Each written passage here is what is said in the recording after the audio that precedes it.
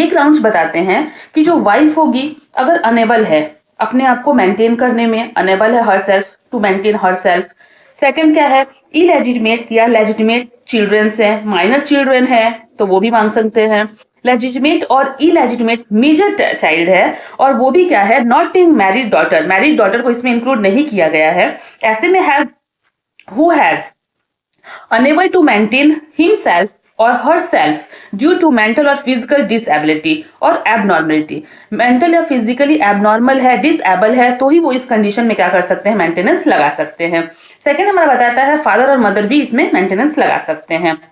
अब जब हम बात करते हैं मेजर अनमैरिड डॉटर की, तो मेजर अनमैरिड डॉटर या सन जो है वो कभी भी क्लेम नहीं कर सकते हैं। कब क्लेम नहीं कर सकते, जब तक कि वो फिजिकली एबनॉर्मल ना हो, ठीक है।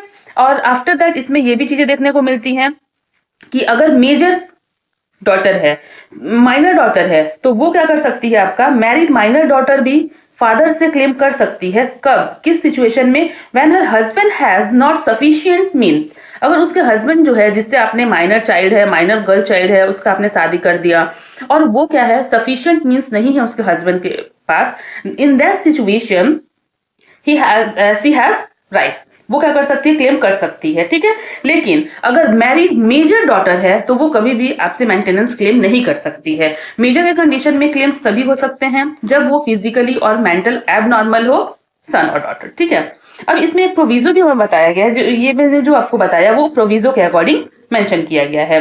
During the pendency of proceeding, जज जो है क्या कर सकते हैं, इंटरिम मेंटेनेंस को भी ऑर्डर कर सकते हैं। इंटरिम मेंटेनेंस क्या होगा, एप्लीकेशन लगाने के जैसे ही आपने 125 according to CrPC and 144 according to BNSS आपने मेंटेनेंस को क्लेम किया, तो मेंटेनेंस क्लेम करने के 60 डेज के अंदर ही क्या होगा, interim order, interim maintenance decide हो जाना चाहिए, जनरली डिसाइड हो जाना चाहिए, ठीक है।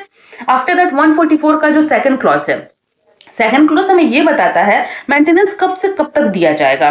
तो इसमें क्या होता है, for the date of order of maintenance, application for maintenance, जो ऑर्डर दिया गया है तब से स्टार्ट हो जाता है, ठीक है। जैसे ही आपने एप्लीकेशन लगाया तब से मेंटेनेंस हमारा स्टार्ट हो जाता है।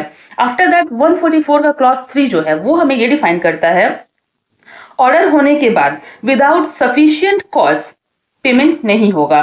और कोर्ट जो है उसमें क्या कर सकते हैं, जैसे कि आपने पेमेंट विदाउट सफिशिएंट, क्या बिना सफिशिएंट रीजन के अगर हस्बैंड क्या कर रहे हैं, पेमेंट नहीं कर रहे हैं, ऑर्डर हो गया है मेंटेनेंस का, ऑर्डर में जो आदेश दिया गया है उतना पेमेंट अगर नहीं कर रहे हैं, इन दैट सिचुएशन क्या हो सकता है, कोर्ट जो है वारंट भी इशू कर सकती है, किसके लिए, उनको अरेस्ट करने के लिए, ठीक है। और वारंट जो होता है वो जनरली हमारा 1 मंथ तक का देखा जाता है।